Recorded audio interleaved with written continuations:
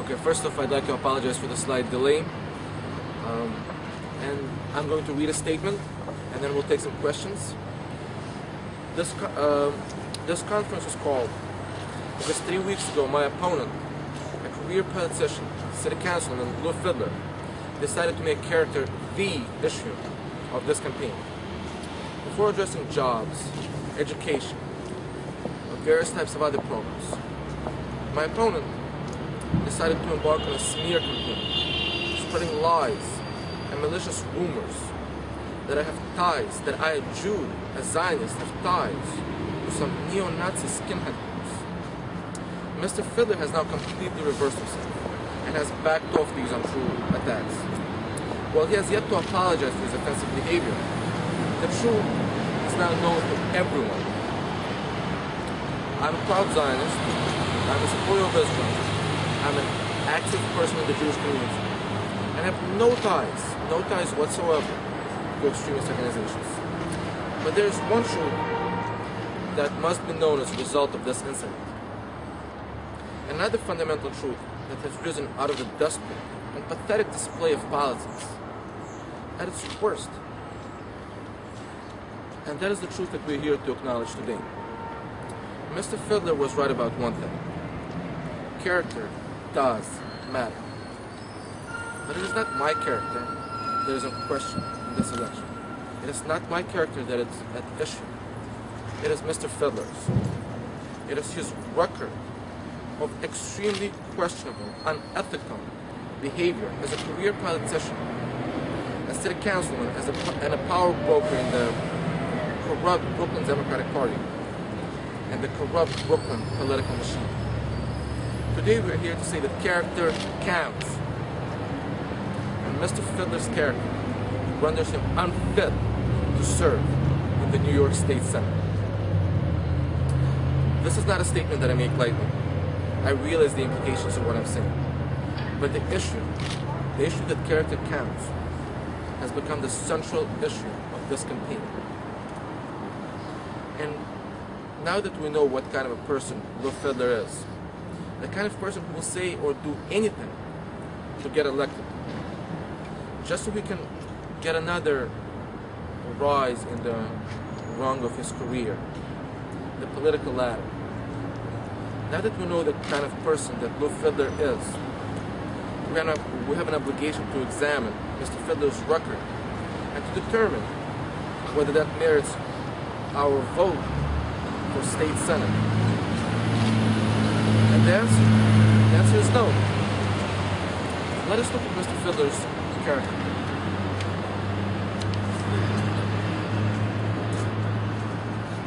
Let me just say that I've always been a big believer that a man can be judged by the character, by the company that he keeps.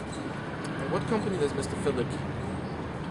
This is a man who's proud of being a product of the corrupt Democratic Brooklyn political machine. Hey, I'm a Democrat. Don't say, am I corrupt? No. I'm a Democrat. Are you calling me corrupt? Excuse me. He just said the Democrats are corrupt. Okay. There's a difference. Let me just address this. There's a difference between Democrats and the political... It's okay. That's not true. Well, it's That's okay. not true. You just called me... It's okay. Hold it. I want this guy to apologize to me. You just called me a homosexual. No, I didn't say. You called me a homosexual. Come on. Apologize. Thank you. Separate them. Thank you. Okay, let me just address that. Like everybody else. Let me just address that. There is a difference between a political machine and rank and file members. There is a big difference between them. I'm not here talking about regular people, Republicans, Democrats, Independents, Conservatives, Greens, working family, it doesn't matter. Most people are very decent people. I have friends going from the very left to very conservative right. And most of them are right down the middle. Half of my friends are Democrats, half are Republicans. And actually a third are Democrats, a third are Republicans, and a third are Independents. That is not what I'm talking about. Every single day I spend a lot of time with regular rank and file Democrats who are very decent people. What we're talking about is a corrupt political machine. A machine that is constantly being investigated by the FBI, by the NYPD, by some other agency, a machine that results in people getting arrested one after another, a machine that produces an assemblyman Boylan, who gets arrested for bribery, and then he takes another bribe to pay his lawyer in that case. That is what I'm talking about. That is not the average Democrat. That is not the average Republican, and that is not the average independent. That is a corrupt machine. When you take a bribe to pay for, to defend yourself from a bribery What about charge, Nixon? Nixon is not in Brooklyn. He's what a Nixon did Republican. was wrong. Okay, so what I'm talking about is the corrupt Democratic machine. Mr. Fidler was handpicked by Mr. Vito Lopez, who's been under investigation. He's the heir and the direct descendant of the big Tony Genovese, of Stan Fink, of Boss Esposito. His political buddies even put up a rally in the New York State Assembly that good government groups were appalled at and called an outrage. This is a sort of cronyism that is not new to Mr. Fidler and to his friends.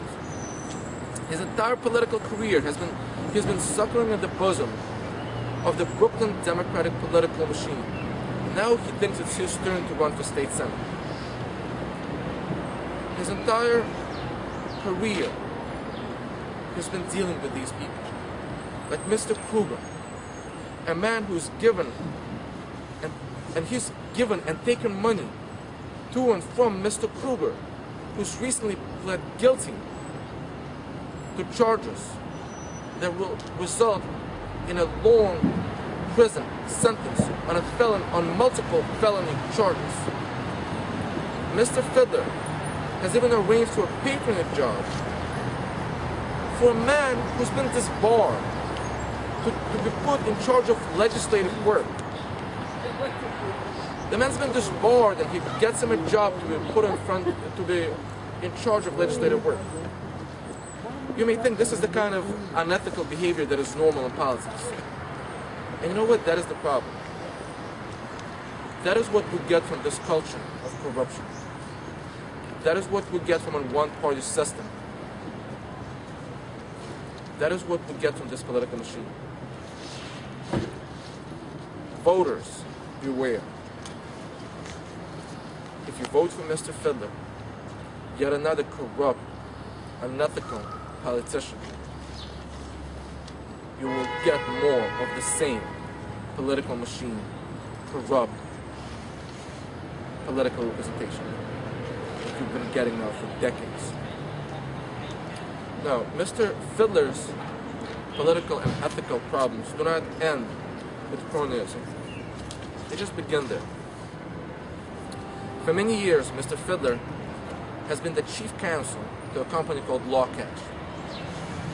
This is a company that advances money at extremely high interest rates to people who are suing various corporations, including the corporation of the City of New York, the very City of New York that he's supposed to represent in the City Council.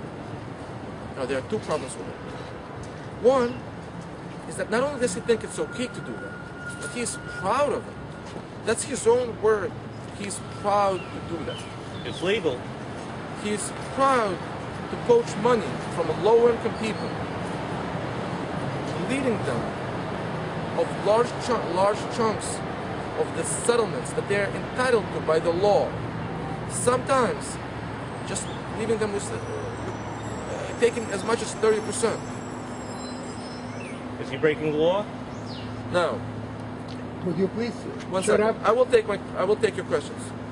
But the truth is that preying on the poor is not what we need from our state senate. And second, he's doing it. He's suing the City of New York as he is sitting in the City Council on the Finance Committee of the City Council. That is an outrageous conflict of interest. Outrageous.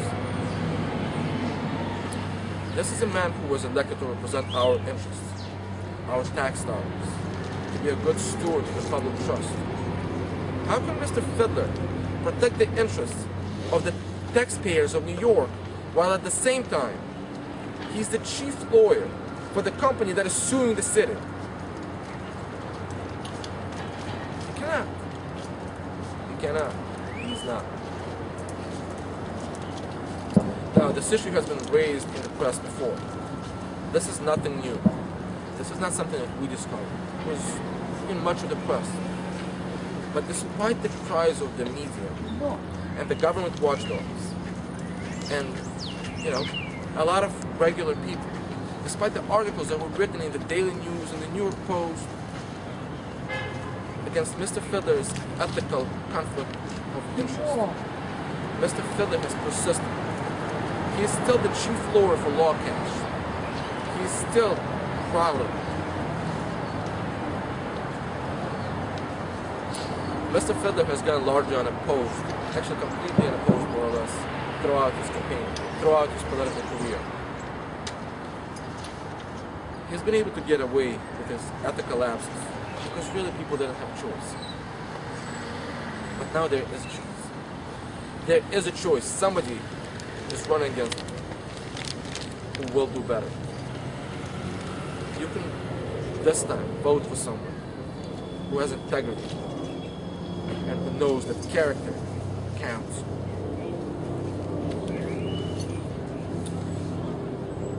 Mr. Fidler has been in office for more than a decade, and even longer than that in the Brooklyn Democratic machine. Over that time, he's developed an attitude about public money and public resources that is nothing short or offensive to all of us as taxpayers. Mr. Fidler has a clear sense of entitlement about himself, and when it comes to using and abusing taxpayer money. Without them, the New York Post exposed and documented that Mr. Fidler is repeatedly abusing his parking privileges to park at the Brooklyn Borough Hall for his own personal needs, such as when he goes to court to sue New York City. Apparently, Mr. Fidler thinks that all the rest of us should pay our parking tickets, and all the rest of us should pay for our parking garages. But he, as a member of the elite political machine, feels that he's entitled to park wherever and whenever and for whatever reason he wants to. But he didn't stop there. He would then, the time he would park, he would stop. But he didn't. Even after the New York Post, even after that, has caught him